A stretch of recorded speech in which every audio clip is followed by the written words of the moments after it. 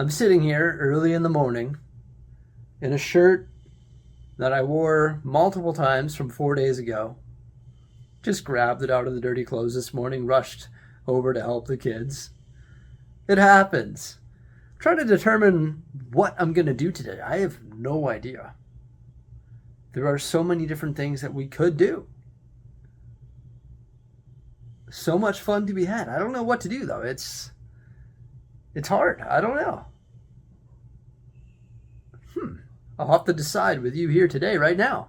I built this thing the other day. We call it the Dalmatian. Oof, not looking too good. A bit square up top there. Probably going to increase the size of the yacht.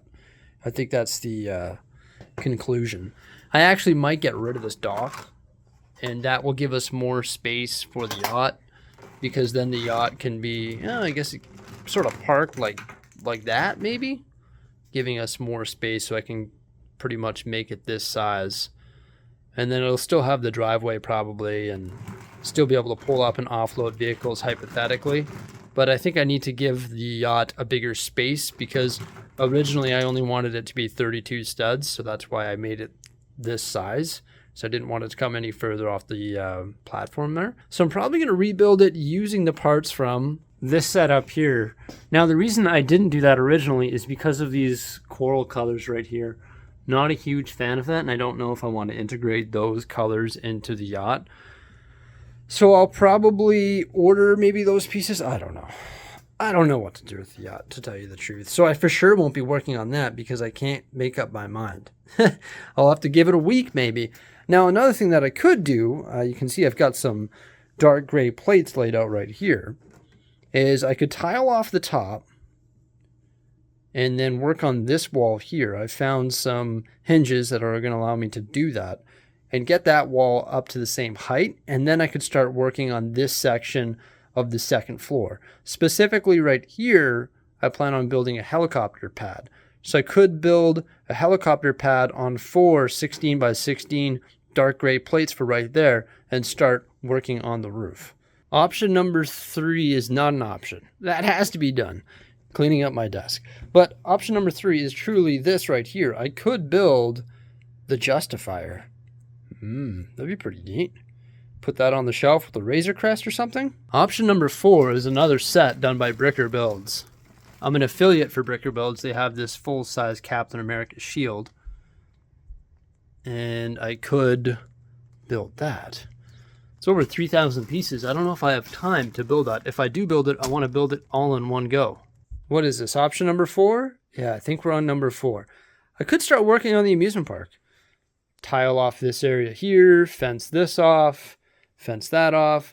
Or I could also start working on raised train stations. I think one is going to go here just outside the amusement park. I also should build one just outside the zoo here. Maybe one that's like raised up above the road. That'd be pretty cool. Seen ones like that in Chicago. So that's option number 5. Option number 6 is the zoo. I was thinking to myself just the other day on Cyber Monday. Yeah, like back in November. I ordered Earth Blue. I think it's dark blue. I think this is Earth Blue. Tiles. I ordered, 300 of them or something like that. And I was going to replace these dark gray with Earth Blue tiles. But I haven't even received those yet. I've got to phone Lego and say, where's my order? Because there's those and then a bunch of 1 by light gray tiles that I haven't even received yet from Cyber Monday. We're now like mid-January. It's either missing or they're just taking their sweet time. I actually have another one of these sets in my backlog, and there's this really cool tiki bar that I want to build using the parts from 2 of those sets. So I'd part this one out, part the other set out, and build this wicked cool tiki bar, which was made by Brick Artisan. It's a rebrickable model. So I'm thinking about doing that as well. That's option number 7. Hey, remember to check out my Whatnot stream. It's coming up this weekend here on Saturday the 21st, 1 o'clock Mountain Time. I'm going to be selling a bunch of these figures here. Another option that I have is expressing my excitement for this warehouse. I actually have a very detailed blueprint upstairs of what we would potentially do if I acquire a larger studio in a warehouse setting. And I've got some wicked cool ideas. I've just been thinking about it and thinking about it and thinking about it. And I can make a video just like explaining what we're going to do when we're there. So that's option number 8.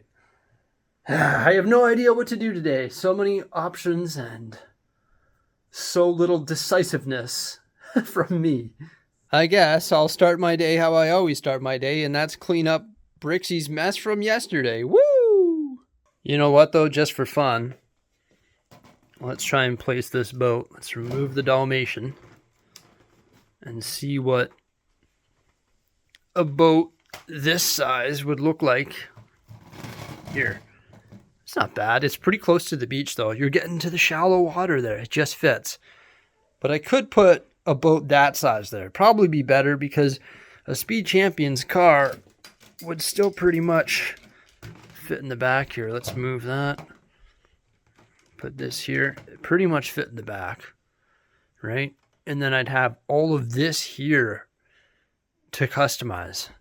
But this piece, I'm just not a huge fan of the color of that, and I'd have to use these pieces here, right? I guess the coral's not bad. But if I could replace that with a black, it'd be more of like a modern day yacht. Then I should be able to replace all these other colors. But I don't really want to just like strip the details of this, park the car in the back and be like, boom, yacht. That's sort of why I created the Dalmatian, because it was sort of more customized than just changing up the Dolphin Rescue mission boat. This is what I don't like about small batch part sorting. Essentially, everything on this table here is sorted by part type. So then we just gotta put all of these in the correct drawers, and it's just so much back and forth. It's hilarious. That's why I like sorting in big batches, because there's going to be way more individual pieces from certain part types. So therefore, it just feels like it's going way faster. And when there's just a few parts, it just slows it right down because there's so many different part varieties. Look at that. It's crazy. I'm all freshened up. I found my flip-flops. I got my Oilers shirt on because it's game day. Yeah, and I actually gathered my thoughts for the day as well. So I actually am going to be converting this to the yacht. And I think I will be re-rendering this dock so that this can be posted up here at the mansion. It just makes more sense to have a boat of this caliber. And you know what? I could even make it even longer if I wanted to, just by using some more of these panels on the bottom here. So you can make a super yacht for the super mansion. Guess what I could do technically is see if that Bricklink seller just has a bunch of these pieces on the bottom and then the nose pieces, and just order all of the pieces to create a new boat. Then I still have another nice boat. Despite that being friends, it's a good looking boat. It's not bad. So I'm not going to strip that down today. And I don't think I'm going to start working on the helipad today. I want to, believe me. But I'm actually more excited to talk to you about the warehouse plans that could be happening this summer. Yeah, so let's talk about that. So the best thing about getting a new studio is, of course, more space for more awesome things, right? So what I've did is gone around and calculated how much space we have in this room. And I'm going to start with the shelving area. So basically, the shelving frontage is about 60 square feet. That's all the billies and the PAX units. And that also includes the track shelving over here above the Lego City. So it spans about 60 feet total. It's not bad. It's a lot of space. It's actually really good. All of these numbers are really good. Like, we have a huge Lego room. It's pretty awesome. Now, the Lego City is 354 base plates. So that is the Lego City. Yeah, believe it or not, 354 base plates, all mills plated. Crazy, eh? And underneath the Lego City is 154 base plates. That includes this big table right here that currently has the Winter Village, and this right here, which should be a medieval area, and then the train yard way back there. 154 base plates. So when you add up the city and the under table scenes, it's 508 base plates total. Wild, hey? Then we come over here to the carpeted area. This is what I call my desk area or my workspace. It's 56 square feet. It's 8 feet by 7 feet. Not a huge workspace. It's pretty decent though, but I would love this space to be a lot bigger. Obviously, I'm really happy with this Lego room. Like, this is my dream. This is so awesome. Like, having this Lego room is so special to me, and I worked so hard to get this, and it's crazy.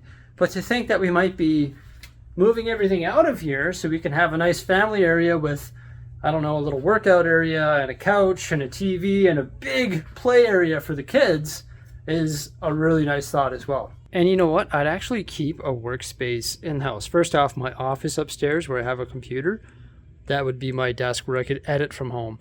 Because what I could do is film when I'm at that place and then come home and edit. And this spot right here, which is currently where all my parts are and the Titanic and these desks, is going to become a white space. So I'll remove this, remove everything, absolutely everything gone.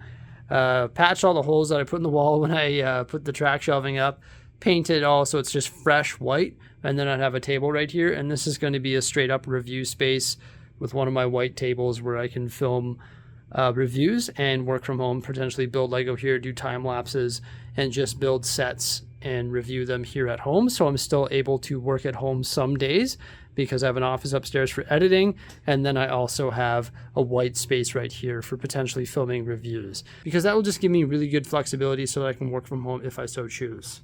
Let's talk about the warehouse because it is substantially larger. First things first, I want to show you something here on Bricklink. I'm going to search mission boat, and that's going to pull open that Friends mission boat. Then what you can do is click on the parts right up here. It says 877 parts. It's going to show you all the parts that are included in that set, and of course you can do that for any set.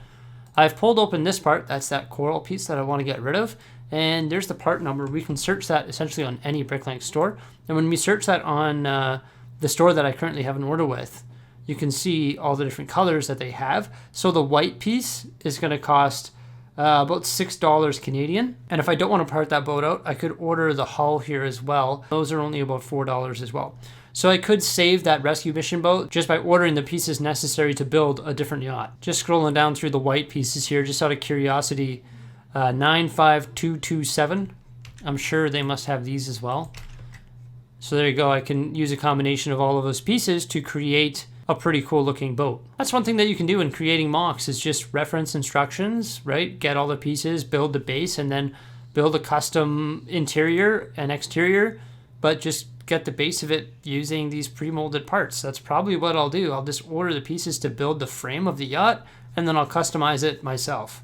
Okay, Excel people, prepare to get excited because I've made a blueprint on Excel here for a potential warehouse. Now, I haven't gone and visited any other warehouses just because I don't have financing and probably won't get financing until this summer potentially. Hopefully that all works out. But I have been looking on websites and I found some pretty cool ones. They're approximately 20 feet wide. So that's what this box is right here. This is the entire warehouse.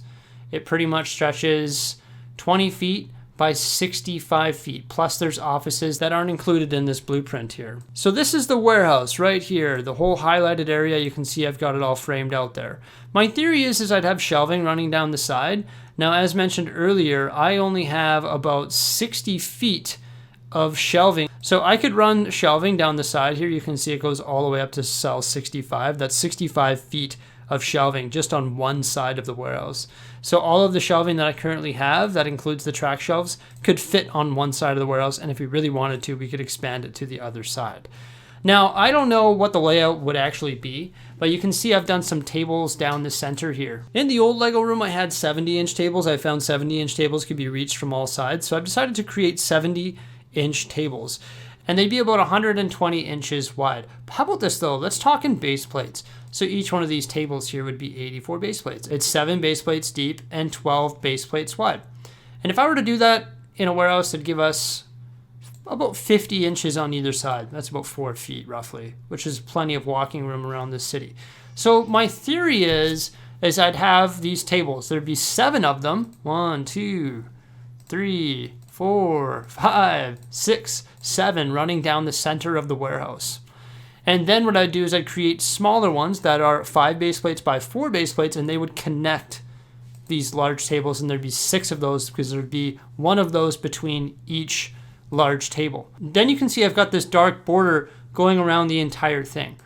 My theory is this would be a large table, this would be a smaller table, this would be a large table, and we'd put truss bridges right here connecting all of the tables, and there would be a train that goes around the entire thing, going all the way around.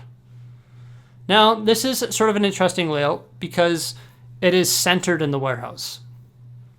Another thing you could do is push it up against the side wall where the shelving technically is, but I sort of like the idea of having it running in the center because I want to be able to walk around the entire Lego city. So yeah, this is absolutely massive. As you can see, I've got a little chart up here that shows us the potential space. So our total baseplate area with this layout would be 708 baseplates. So 200 more baseplates than what we currently have, and that includes all of the stuff under the tables. And there would be 50 inches of walking space around the entire city. Plus, that doesn't even take up the entire warehouse. I've left a huge working space up front here that's 16 feet by 20 feet for 320 square feet for my working space. Massive. Maybe up front there could be the train yard, then there could be the residential and city, then the downtown core with all the modular buildings, and then the amusement park. I figured that'd be cool because of the height. It gets sort of taller and taller as you work backward. And then behind the amusement park, we could have medieval and different miscellaneous scenes, whether it be the winter village and everything like that. Now, there is a different way that we could do it. Like what I could do is put these tables up against the side and each scene could be isolated. But I sort of like the idea of having this train that goes around through all the different scenes. I think that would just be so neat.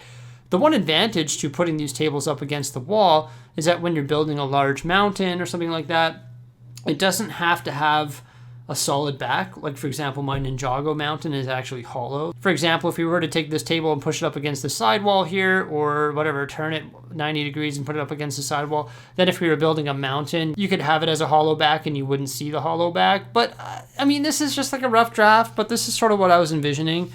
I like the idea of having these big 70-inch tables with the connector tables and then a train going around the entire thing. There's a few other things that I want to do as well. These table frames would be exactly the same as ours, but what we do is we'd make the frames smaller, so there's like 6 or 7 inches of clearance from the tabletop to the table frame. And then what I could do is screw a piece of wood into the bottom of the table frame and run a subway going around the entire thing, or maybe just around certain parts of the city. For example, maybe just the downtown core has like a subway or something like that. So there's so many different things that we could do in this massive space. Another thing that I want to do is have wheelie tables that you can build on, and then you can build this giant mountain in my workspace over here, build this giant mountain on a wheelie table, then wheel it over and just sort of slide it onto the city tables, have that work table the same height as the Lego city tables. So if I did manage to get this larger space, there wouldn't be a huge increase in base plates, only about 200 base plates, which is pretty big, but not when you consider how big this actual warehouse is. The warehouse would just 100% make it more accessible with the 50-inch walkways going around the entire place. And it also gets the medieval scene and any other scenes up off the ground. And that's just going to make them more visible. It's going to make them easy to work on. And also the workspace that we have in the front is way bigger and way better. So as you can see, there is a lot of space for some awesome Lego City stuff if I do acquire a larger warehouse style studio. And one thing I will be doing with those layouts that I didn't mention is having different heights and elevations, lots of different raised platforms, and that subway running underneath. I sort of explained it there, but what you could do, like, see how this is inset. If this was like 5 inches, half base plate, what I could do is just take a piece of wood and screw it so it's like that, and then you could have a subway running underneath. So when I build the new tables in that space, I'm going to make sure that I leave enough clearance to potentially install a subway underneath. I can't do it here because, well, I can't access around the city, right? I can't get to the other side to see the subway and to install it. So I can't do an under train area here. Plus all of these things are all different. Whereas if it's a big rectangular layout, then I could do something like that. Also, those truss bridges are going to be built out of Technic. I've seen them at Lego shows, specifically at Brick World Chicago.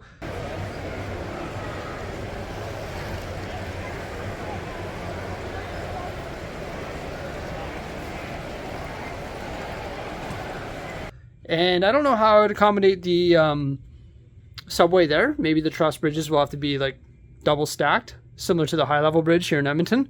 There's a train running below, I think, and then the cars are on top. So you could make like a double stacked bridge that accommodates the ground line and also the subway. Imagine that though, if we had a subway, Eat Fresh, and then we had the race train, and then also the ground line. That'd be so cool. That'd be just wicked. Also, just more elevation, more mountains. With those 200 additional base plates that we have, what we would do is just increase the size of everything. The campground would be bigger. The Ninjago Mountains would be bigger, and there'd be more of them. Different, once again, elevations. There'd be a bigger downtown core, a bigger amusement park. Everything would just be bigger. I wouldn't be adding any new additions, maybe an airport, because everybody wants an airport. So we'd probably have to allocate some base plates to an airport for sure. But we would just sort of do everything that we're doing in this Lego room and do it better. Now that's the warehouse. So that's the warehouse portion of the warehouse. But pretty much every warehouse that I look at has offices up front. And that is going to be completely Lego free. And that's going to be another space where I can host, probably not streams, because I'd want to do streams in the Lego room or in the Lego warehouse, but just do like polished reviews. I want to have like a polished desk there, minimalist style, very clean, no Lego. It's more of just like an office space where you can do accounting and you can do paperwork and you can, just have a nice clean office space. That's what I want to do. And maybe have another white room there too in that office space. So yeah, these things that I'm looking at are huge. They're expensive, but they're huge. And the potential is just truly unlimited what we could do with our Lego. And I honestly think that it would take this place to the next level. And I would just have so much fun. This was my dream. And now that's my dream. I'm always dreaming bigger, but I think that's my end game dream. Everybody, that's really about it for today. Just wanted to discuss the warehouse with you. I guess that's what we ended up doing. Thank you so much for coming on by. Let me know what you think. Get excited. Remember to like, subscribe, and stay tuned for a while.